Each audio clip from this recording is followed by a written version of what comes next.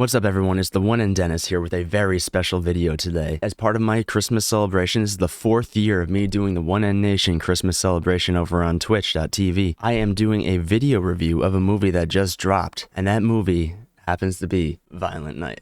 So Violent Night is pretty much exactly what it seems from the trailer. It is a movie about Santa Claus getting mixed up in a type of hostage type situation where he has to be the hero and rises to the occasion and, well, conquers John Leguizamo, Luigi, and the other terrorists. It's a comical yet very, very high budget film, in my opinion. It was fantastic. Before we get to the movie, let's talk about the trailers that we had to sit through prior to this, because it was December 2nd when we saw this movie. It is now December 3rd when I'm recording this video. So the first trailer we saw was Ant-Man 3. I just have to say that this video is going to be filled with, you know, a little more vulgarity, a little more casual speaking than my other type of videos. So it's going to be just truthful speaking of the Blockbuster employee. So Ant-Man 3, first trailer we see. I'm saying, all right, I see Paul Rudd. Like, who the fuck's this girl he's with? They recast Cassie Lang for like the millionth time, did they not? I was like, I don't recognize this girl. This is his daughter? All right, we're gonna go with this. I'm excited for it though. I mean, Bill Murray has a nice little appearance in that trailer, so that's something to look forward to. Second trailer we see was a movie called Plane. But Gerard Butler is the pilot. He's flying a plane through the sky. He's got a prisoner getting transported as well as a bunch of people. So it's a little weird, but you know, and then all of a sudden the plane goes down, they crash on an island, and I guess Gerard Butler and the prisoner just kill everyone on the island. And that's probably the whole plot of the movie. So I mean, that's another Olympus Has Fallen, London Has Fallen, etc., type movie. The next one we saw was a movie called Missing, which looked like one of these movies that were kind of like integrated of, you know, scenes filmed of FaceTime, and like, you know, movies that integrate scenes like that, communication through that. And every time I see a movie like that, I just get immediately turned off. Don't get me wrong, you can get messages across through FaceTime. It's a great way of, you know, storytelling, but it's not an enjoyable style. It's not a very, it looks low budget, because that's exactly what the vibe it gives off to me. Next movie I saw trailer for, Babylon. It was a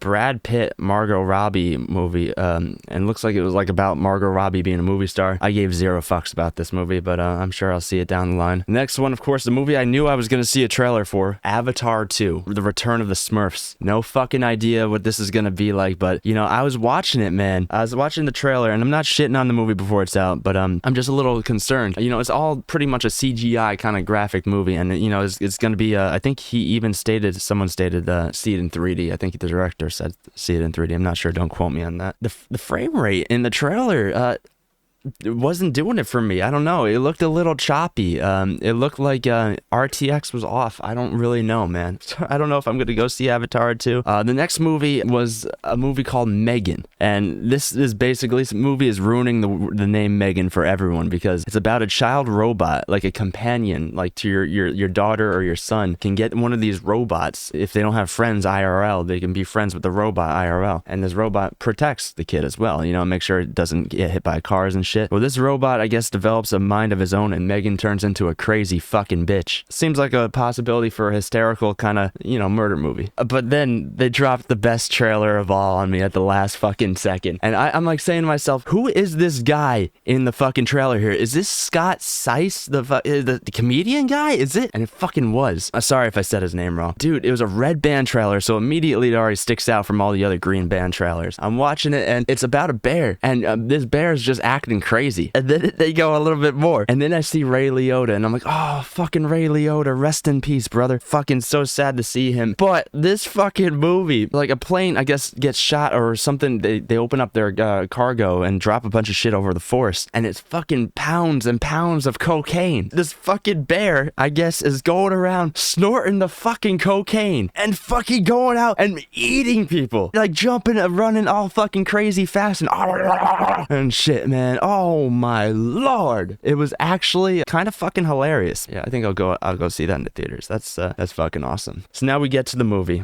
the Santa Claus movie of the year, of maybe our lifetime. This movie it blew me away, because I knew it was gonna be, you know, a high budget movie, and I knew it was gonna be a movie that I would enjoy seeing David Harbour or whatever his name is in, because, you know, he did that Hellboy movie. Nobody saw that. I felt really bad glad because he's got great potential. I think he's from down the road in White Plains, you know, New York guy. It was good to see him in something that will probably do good. So this movie was done by 87 North Studios, I believe. I just watched a movie of theirs the other night. I think it was called Bullet Train with Brad Pitt and a few other actors in it. It was a little out there. So going into this movie, seeing that it was the same studio, I'm like, oh, all right, they're gonna go heavy on the fighting. They're gonna go heavy on the stunts and the scenes, and they did. So you know, this movie, you know, opens up with in England with Santa Claus having a drink at the bar, being all disgruntled, saying like he wants to be last year of Santa Claus, and the kids have changed. Everyone's attitude has changed over the world, and that's understandable. You know, Santa wants a graceful exit. We get an idea of a disgruntled, burnt out Santa Claus in a type of way. Santa Claus exits this bar and he heads up to the roof, and the bartender's like, you can't go up there, you're gonna jump, no, don't do that. And then Santa Claus takes off on his fucking reindeer sleigh, and the woman's like, oh my god, it's fucking Santa Claus. And then Santa, being the drunk motherfucker that he is, pukes over the side of his sleigh onto this lady's head.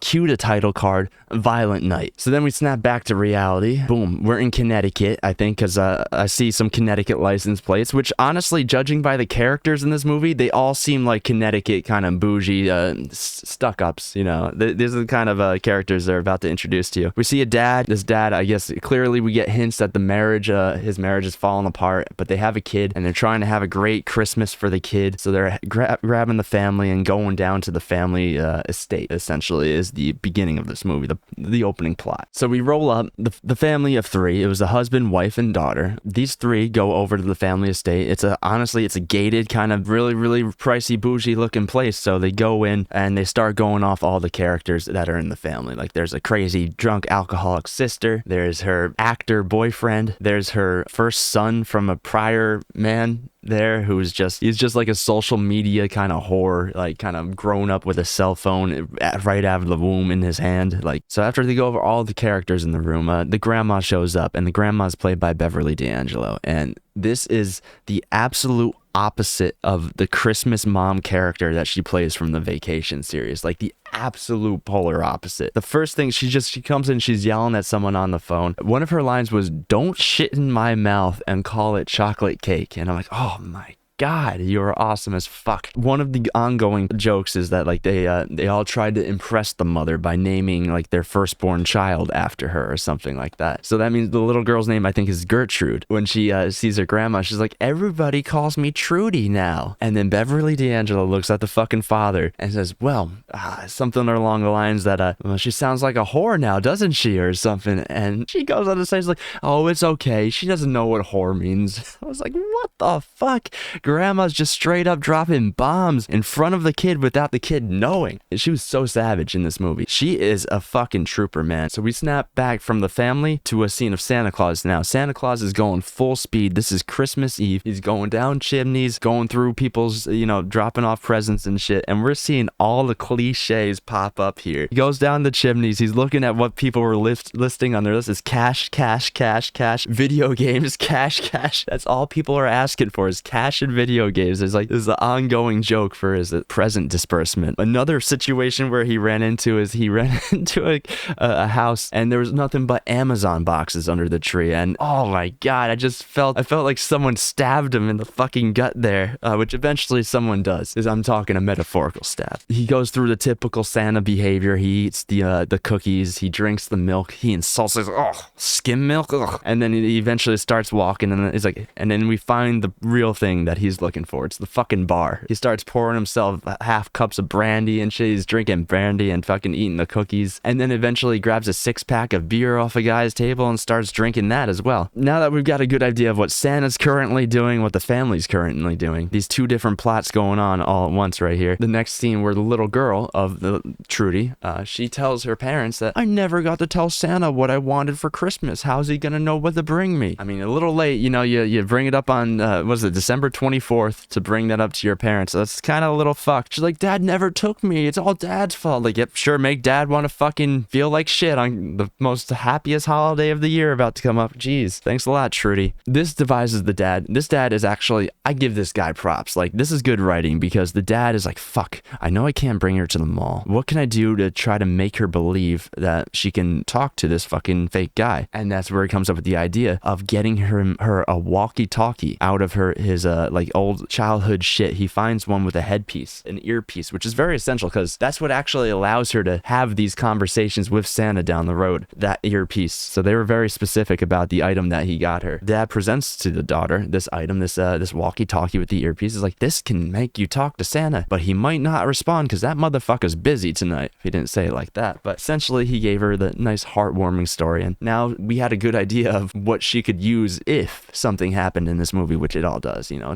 it's not fucking some giant mystery. You know exactly what's going on. Even if you've seen the trailer, you know exactly what this movie's about. So that was some seriously good parenting on that guy's part. And this is where the movie gets like an even little bit of touchier, like a little rougher. Like the parents like give the kid the walkie-talkie and they go outside the room. They put the kid to bed kind of essentially, but they listen to try to see what the girl's going to talk to Santa about and ask what Santa on the other side of the door. So they're like eavesdropping on their kid, talking to this Santa Claus who isn't there because he isn't at that point. And she's saying the main thing that she wanted for Christmas was not presents, not anything like that, was just for her family to get back together, for her mom and dad to bro up and make up, you know? Kind of a heartwarming. They're setting it up. It's not, they're all seriously acting. It's not really very cheesy at this point. It's very kind of, oh, it's kind of, all right, I feel where they're going with this. It's not forced, because the kid was actually a pretty good actress. She's pretty good. Trudy, the girl who played Trudy, her name was actually Leah Brady. So then we get to Santa Claus's next stop, which I believe is the house that Trudy is sleeping at, the estate. Santa lands on the roof.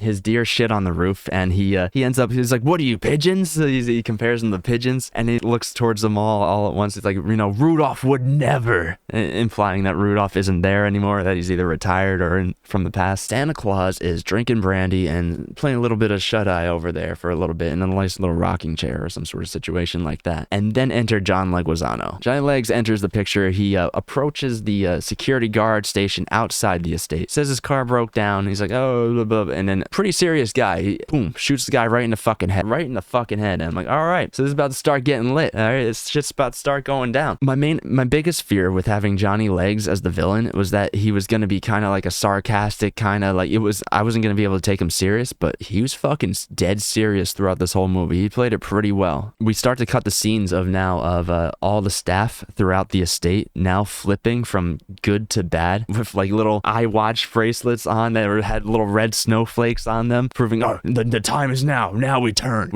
And they take everyone captive. Johnny Legs busts into the house eventually. The main thing that the terrorists tried to, do to isolate the people was immediately just cut the Wi-Fi. Like the first thing I think they checked was you see Bertrude, the son of the sister inside the house. It's like, oh, your Wi-Fi sucks here, Grandma, or some shit. And boom, fucking that's the first thing to go. And eventually people do try the phones, which that would be the first thing I always try the landline. But I guess it's kind of funny to see how reliant we are on the internet, how they cracked the joke at that. So at this point, yeah, all the terrorists are now flipping. They're all using guns to shoot the non-flipped security guards. So they're just killing people. And those gunshots are what wake up Santa Claus, who is sleeping in the rocking chair in the estate in one of the chimneys. One of the lines that Trudy says is, wow, there's a lot of freaking chimneys in your house, Grandma. How is Santa Claus gonna know which one to come down? And that's how we get the idea that Santa Claus is in one of the other chimneys within this estate. So Santa Claus is, he starts to panic because he hears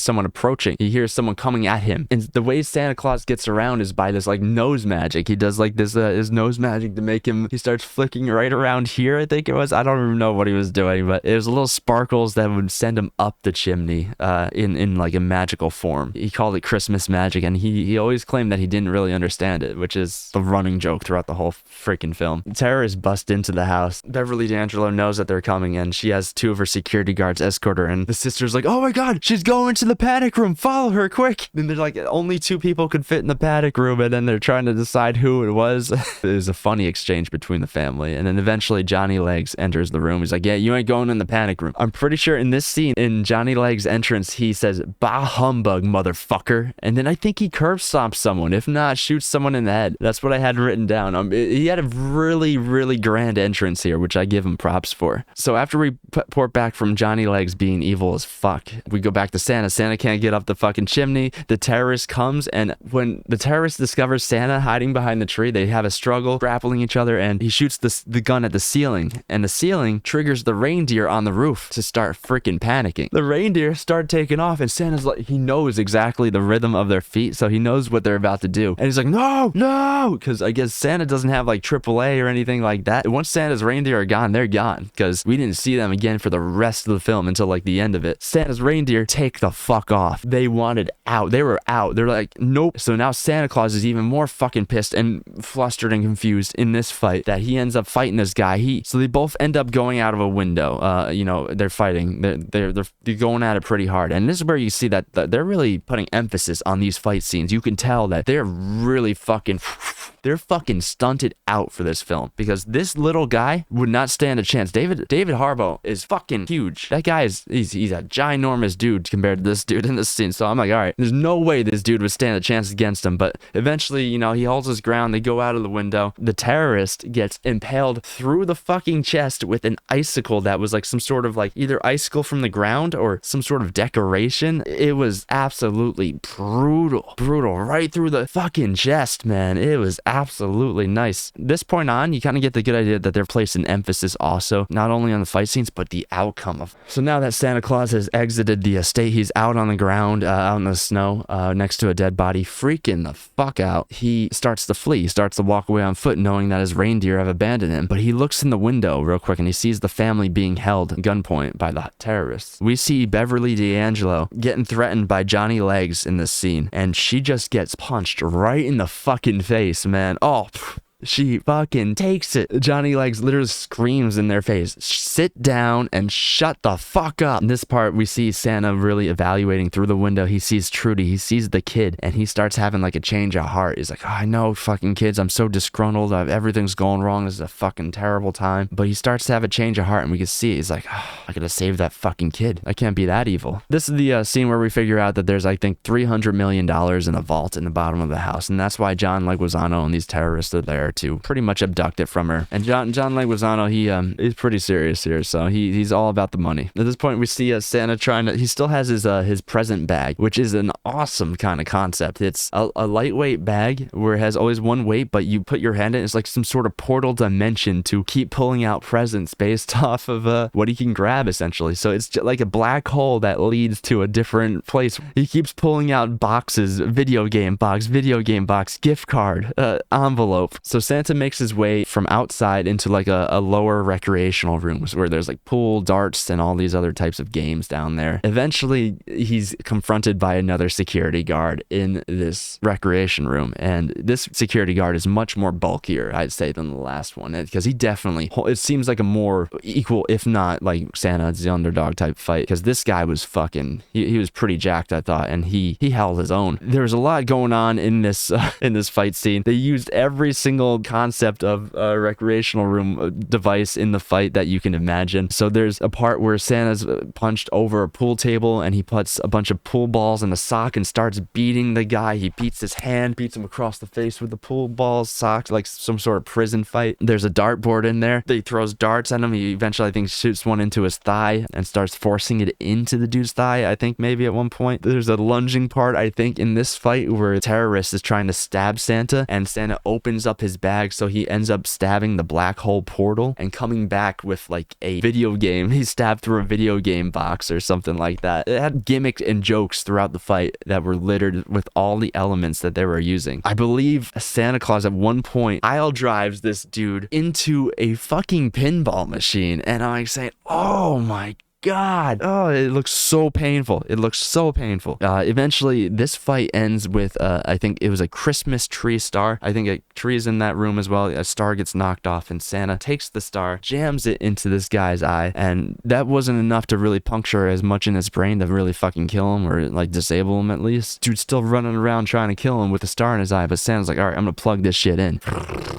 Dude just gets zomped, fucking zapped out of his mind, and it's like set on fire. His face burns, and we just see Santa like looking at his burning torso, exhausted and beat the fuck up. And he's like, I can't do this anymore. It was fucking beautiful. So this is where Santa Claus loots a radio off of that burning soldier and speaks to the little girl. He first starts trying to twist around looking for law enforcement channels or something like that, but he finds the little girl talking, and that's how he starts to talk to her. So at this next scene, they jump back to Johnny Legs and his people, and they're like, oh fuck. They looked at the security cameras, and now they realize that there is a guy dressed as Santa Claus fucking killing them, like one by one. At this point, once Johnny Legs has figured it out, he goes on the radio and it starts paging it out there, and eventually Santa Claus pages back. Santa Claus basically just asks Johnny Legs just to let the people go, let him go, and let him just go find his reindeer because he's Santa Claus and he's got shit to do. Johnny Legs was pretty fucking serious here, and he just wasn't having any of his, like, I don't buy this shit. Then it gets aggressive towards the end, and I guess Santa Claus just go, Santa's coming to town. And I was just like, all right, this is getting a little cheesy here. The next scene, Johnny Legs is very pissed off, so he goes straight down to the family. He's like, who'd you fucking hire to play Santa Claus? All right, he's going off on us. Who'd you hire to play Santa Claus? So he takes Beverly D'Angelo and he just starts choking her. He just like this fucking raises her off the ground, choking type thing. I'm pretty sure he did that. Johnny Legs is very pissed off. He choked out Beverly D'Angelo in this scene, and now he's like, all right, you guys got to pay for this shit. He starts going off on who should, punish for such activities. And then the sister throws the brother, Trudy's dad, she throws him under the bus, and she's like, he's the favorite, fucking hurt him. If you hurt him, it'll hurt grandma the most. So this fucking husband guy gets his fingers broken because his sister's a fucking bitch. This thing gets very, very weird because the sister throws the brother under the bus. The brother gets his fingers broken, but that's not enough. Johnny Legs wants to see some nuts flattened or something like that. Well, one of the terrorists is a little weird short guy with like this orange hair. He's like an elf. Yeah, he's dressed like an elf, I'm pretty sure. He's been in charge of, keeping the people under control throughout the whole movie up until this point. So he's like, I'll definitely help you guys crush one of this guy's nuts. So he goes over and he gets the nutcracker off the shelf, and they go over to crush this guy's nuts, and they get interrupted, thank God, because it was getting really weird there. I wasn't sure if they were really gonna fucking crush this guy's nuts because they broke his fingers like nothing. They're like, all right, this is nothing. Poor guy. Like, they just did it out of nowhere. I understand your people are getting killed, but flattening some dude's nuts is just was very, very weird. At this point, to break the tension, I guess the kid was like, I can talk to Santa. I can get you Santa. And then John Leguizamo was like, all right, you're gonna come with me. And the father's like, no, I don't want my daughter going out alone with these terrorists. Santa ain't fucking real. That's a guy. Shut the fuck up, kid. You're staying here with us, kind of essentially trying to save his kid, but also breaking his kid's spirit too by breaking the illusion of Santa Claus being fucking real, because he's not. So that was kind of hard to see that, he forced his kid to try to have to grow up in a moment to maintain her own safety. At this point, we swap back to Santa Claus right after Trudy's been informed that Santa Claus is not real. We see Santa Claus sewing himself up with he gets all fucking creative. He gets like some garland and fucking a hook from ornaments and starts sewing up his wounds and shit. Santa Claus is off performing first aid while Trudy runs off to the attic, hides, and starts trying to radio Santa. And Santa Claus doesn't hold back. Santa Claus just goes over his past 2 years of what you've been asking for. He knows that shit, so he just goes over your fucking like Amazon purchase history with you. He's like, all right, you wanted this, what else do you want me to say to you? I mean,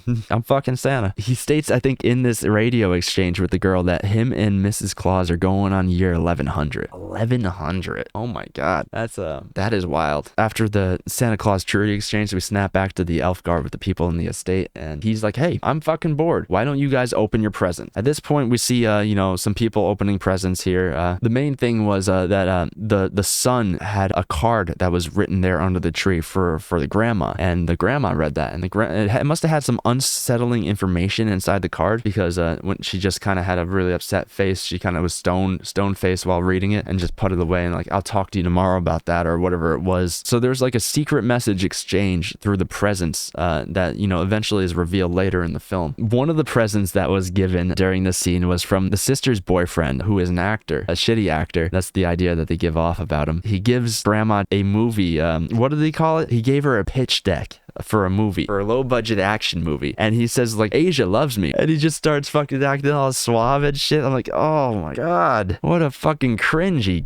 motherfucker. I thought that was the funniest gift. Hey, here's a gift of you to give me money to finance my film that's gonna suck ass. That's like such a fucking insult. That's not a present or a gift. We snap back to Santa Claus and Trudy, and Santa Claus is pretty much going over all his like history of life, of how old he is essentially, and what he used to do, Wu. He was a warrior slash raider kind of situation way back when, with a huge hammer called Skull Crusher. And this is where Santa like starts trying to specify that like he was a different person back then. He used to do bad stuff to bad people, etc. and stuff like that. He hasn't always been a good guy, but as long as he's been Santa Claus, he's been a good guy. And then she kind of plants the seed in his brain that like, well, maybe you can do all that stuff you used to do to these bad guys because they're bad. There's a scene where Santa Claus is getting pursued by Johnny Legs and a female security guard, a female terrorist, I'll call her. Johnny Legs throws a fire extinguisher at the door, and Santa's on the other side of the door, and he shoots the fire extinguisher and just blows the door right off the fucking hinges and blasts Santa Claus all the way into the other side of the room. At this point, Santa Claus is unconscious, and they tie him up with fucking lights in a chair. They fucking strap him in. It's like an interrogation scene between Johnny Legs, a couple other terrorists, and Santa Claus. And they're just going over all their shit, like, who are you? Blah, blah, blah, blah, blah, blah, blah, blah, blah. And then we hear so much backstory about Johnny Legs, about how he never loved Christmas, or Christmas, it was fucking horrible for him, and how he tried to ruin Xmas, and then he tried to ruin Xmas for someone else, but someone fell down. He's like, Xmas ruined my fucking life. All I know is that this guy had some bad fucking times on Christmas, and he never recovered from them. That's pretty much all you gotta know about Johnny Legs. And he doesn't break character. He's fucking evil. They're about to start shooting Santa, but all of a sudden it's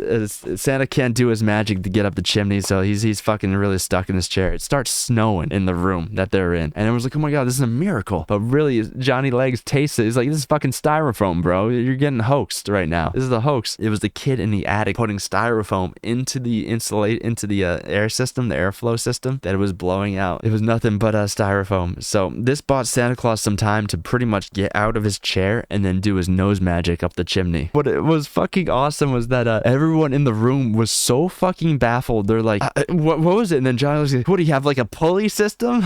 Like there's a active fire going on in the fucking fireplace too. Like, you had a pulley system, but pull them right up? What? They couldn't fucking justify it. They couldn't figure it out. We cut back to the family at this point. The family, they're getting like fucking stir fry crazy. So the one actor guy somehow manages to fucking bust through the window, and runs to get help, quote unquote. He looks like he's just running for his fucking life at that point. He runs down the driveway and finds the people who arrived, the extraction team, or the security, the survival team that Beverly D'Angelo hired to, make sure she doesn't get fucked up. This team arrives of people on snowmobiles, and then they see the actor guy, like, fuck you, we're actually evil. They shoot the actor guy down in a most hysterical way. They just fucking open fire on him, which is kind of sad, but at this point, this guy had to die. So there had to be a comedic death. So I thought it was funny. I don't think he found it too funny because he died. Now after they execute the actor guy, Johnny's and his people come out to confront the security guys, the extraction team who came. The team, they're exchanging, yeah, we got a fucking, I think he kept on calling some sort of fucking phrase he kept using, but we have someone running around taking us out one by one, essentially is what he said. And then he's dressed as Santa Claus, and the girl security guard on Johnny Legs is like, he might be the real fucking Santa Claus, is what she says to him, or something like that. And the guy who they're informing just says, the fuck did she just say? Like, it might be the real Santa. Are you, what the fuck are you guys talking about? Like, that was hysterical the way he said that. That was like one of my favorite like dialogue exchanges moments of the fucking movie. They eventually locate Santa Claus. He's hiding on the roof. They fucking thermal locate him. Those fucking security guards, they're very, really advanced. They find him and they pull out like this fucking giant machine gun and start gunning him off the roof. Like, he jumps off the roof and he makes his way out into the garage, an external garage built outside the house. They in the meantime of all this, of them pursuing Santa Claus, Johnny Legs and his people open the vault to find out that there's no money in the vault. The money's absolutely gone. This pisses Johnny Legs off because Johnny Legs has been boasting about knowing everything the whole film up until this point, and he's like, how did I not know this? How did I not know the money was not in here? Because it looked like you see a few scattered dollars around the vault, as in like someone just recently took it out of there in a hurry, because like they didn't take it all. They left a few $100 or so. Santa Claus is hiding in the garage, external garage out there, and he's like going over some life stuff, and he's like playing with his wedding ring, his Mrs. Claus wedding ring, and he dropped his ring and it started to roll away. And in the garage, it rolls all the way up to a sledgehammer, which is, resembling his old Skull Crusher, quote unquote, from his early days. Therefore, he grabs it, he puts the ring back on, and he's like, I know what I have to do now. So all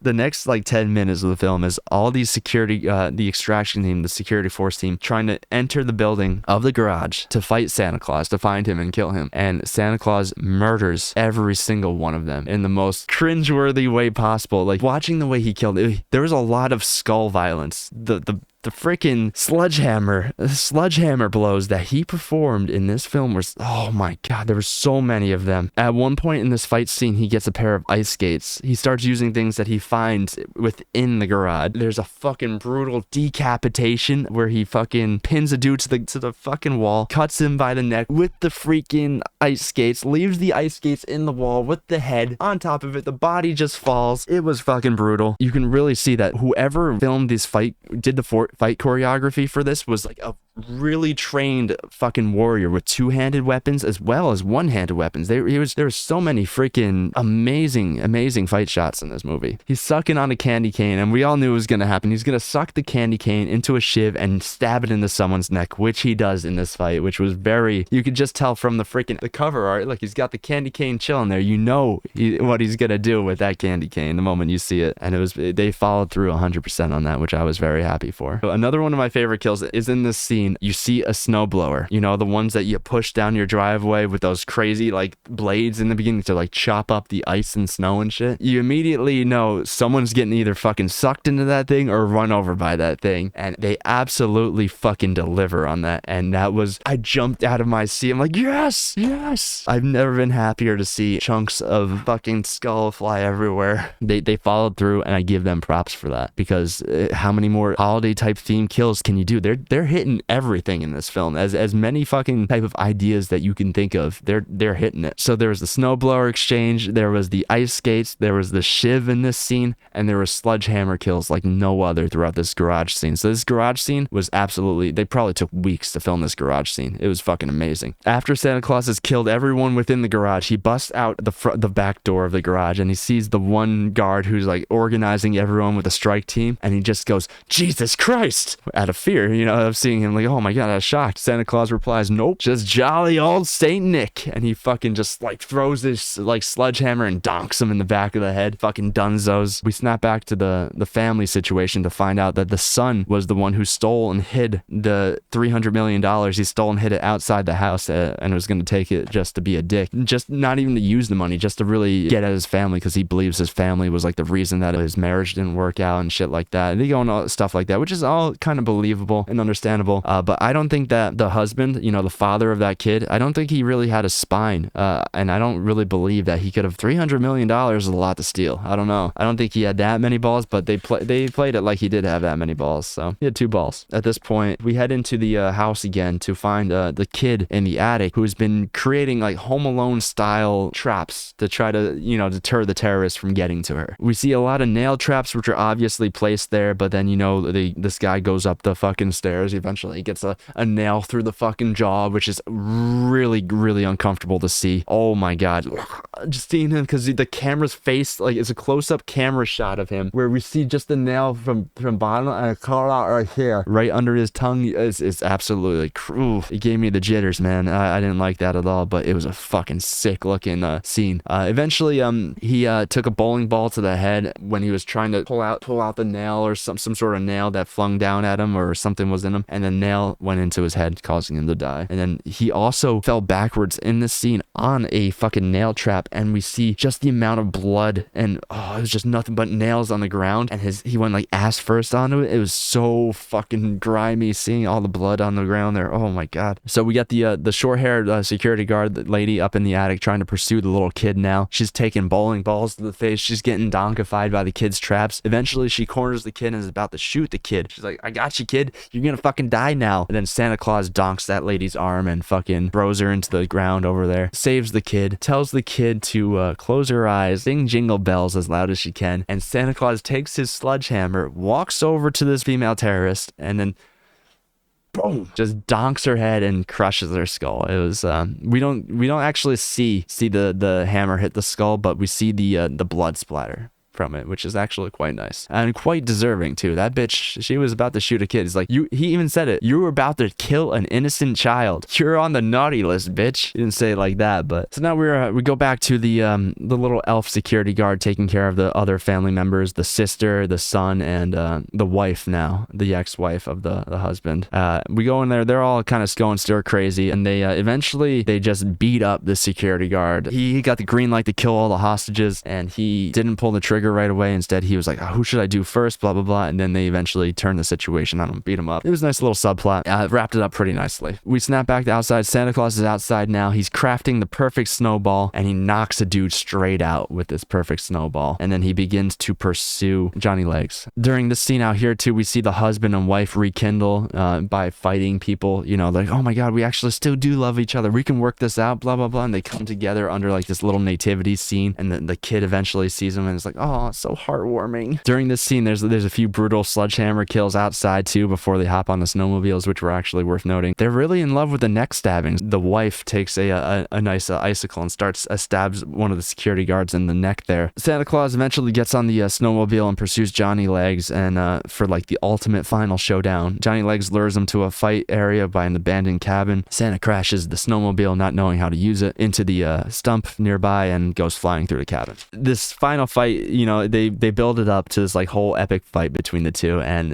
it's like Johnny Legs uses the phrase "Christmas dies tonight," and I just like, oh man, Jesus, Johnny Legs. And they make Johnny Legs seem really badass here. Like he had the ice shoes on, so he's like gripping the ground as he's like overpowering who's a physically bigger Santa Claus, yet wounded though. This is where I saw like the biggest emphasis on their fighting choreography, which was really awesome, because what we see in this final scene here was Santa with a sledgehammer, which is a two-armed like kind of weapon, versus a man with two different single weapons in his hand, two one-armed weapons. And the choreography between all of them I thought was fucking excellent here. The way he was fucking countering it, parrying it, and fucking everything about it was beautiful. And I give them props for this final scene here. The fight scene goes on, they exchange dialogue, they have one person winning, one person losing, and they have their highs and lows for each character, kind of. Eventually we see a chimney, you know, out of all the broken, you know, area, because they're fighting in the broken down cabin, like an abandoned cabin outside, kind of like the walls are broken, and we just see the chimney standing there. So we see the chimney, and once I saw the chimney, I know there's gonna be like either a port up the chimney to a Macho Man style Randy Savage fucking like elbow drop or something like that. I thought that's what was gonna happen. I was fucking blown away what did happen. So Santa Claus, you know, Santa Claus is like at a point where it looks like he could possibly lose, but he pulls this trick. He grabs Johnny Legs, he does his little nose magic, he ports up the fucking chimney of this abandoned broken down cabin. Santa Claus gets up there no problem, but it shows Johnny Legs at the bottom there like trying to get up there and into this like little hole. So imagine like you're like trying to get there, only like your middle portion goes up, and that's exactly what happened. So Johnny Legs' legs, head, arms and limbs and everything just burst off, and just his torso goes up the fucking chimney into Santa Claus's head. So Santa Claus emerges at the top of the chimney with a fucking limbless, headless torso, like he's fucking Jeffrey Dahmer at the top there. Ugh. It was fucking insane. I couldn't even wrap my mind around it. And then we see Santa Claus get shot 3 or 4 times right at the top of the chimney, like he's just Santa Claus falls down, you know, one security guard shot him. Someone kills the security guard. Everyone believes in Santa, quote unquote. They bring him back to life through Christmas magic. You guys brought me back to life by believing in Santa. Wow, you guys are fucking great. His reindeers show up with his spare bag. He gives everyone the ho-ho-hos and fucking goes off into the merry night. He sails off into the moonlight, and roll credits, the end. Overall, for this type of movie, I was so fucking impressed. One, it was a cheesy plot. Don't get me wrong. It's a very cheesy, you know, Christmas movie, and you know exactly what you're going to walk into, but they were all pretty committed. Everyone in this movie was pretty committed to their character. Johnny Legs wasn't a fucking joke, because that was my main thing. I'm like, you're having this guy who's so fucking funny, and I don't know if I'm going to be able to take him so seriously. And I did. I fucking did. David David H., guy from Stranger Things, White Plains boy, he was fucking awesome. He deserve this. This is a great role for him. I thought he really murdered it. I saw an arc, which is something I didn't think I would see in him. You know, I saw him disgruntled, change of heart, and then I saw him become like a hero yet passionate. You know, it's perfect. Not a one kind of line. It was like, wow. He had a good arc. It wasn't bad. For holiday movies, I do rate it up there, you know, because we were talking about other horror type Christmas movies, and so I was talking about like Black Xmas or Ginger Dead Man. We watched Jack Frost the other day, and Santa's Sleigh. Now, honestly, Santa's Sleigh, I used to a love for comedic purposes, and that's like a cheesier version. This is a more serious movie, but still kind of remains a little cheesy in its way. They commit hard to everything in this. They give Santa backstory. They give him lore. It's fucking incredible. They gave him he said his real names in the movie, like White Nux Lux or something. He was saying all a bunch of weird shit. Like it's definitely worth a watch. I wouldn't say it's a perfect movie, but I would say that this movie is absolutely worth your watch. If you're watching movies in December of 2022, this is something to go see, because you're gonna have a bunch of weird movies come out, and a lot of movies that come out just mainly to have a movie out. I know we got like Puss in Boots, The Return of Puss in Boots. We have Avatar 2 this month. Don't get me wrong, I'm sure those are all gonna be great movies for certain demographics. This movie is not for every demographic. This movie is definitely for, I'd say, your crowd's 15 to about 40. Those are the ones that are gonna resonate the most with, because it's written in such a way that we talk to each other. You don't worry about cursing. It just flows the way they wrote the dialogue for this. There wasn't really much of a, like how movies have a certain amount of, they can drop 6 or 7 F-bombs, so they just like kind of force them in part. Everything flowed pretty naturally. All the reactions were very natural, based off of like, what the fuck is going on here? Everyone was reacting naturally, and that's what I liked about it. You see these movies and, these people aren't acting natural. They're just acting to get like an emotion, but these guys were all in the moment feeding off each other. I'm not saying this movie's got the best of acting in it, but it passed for what they were trying to do. Definitely what they were trying to do, I think they achieved it. So I give it like a 4 out of 5, hands down. I would highly recommend, if you're going to go see anything this holiday season, see this. It's worth it. And that's really about it. Thanks guys for checking out this video. Make sure you like, comment, and subscribe, and see more of me down the road. I do record videos, I do gaming videos, and I also do golf shorts, golf content every day. So thank you guys so much. Check me out, and I hope you all have a great day. Happy holidays, man, from me to you and your family. You take care, my friends. Bye-bye.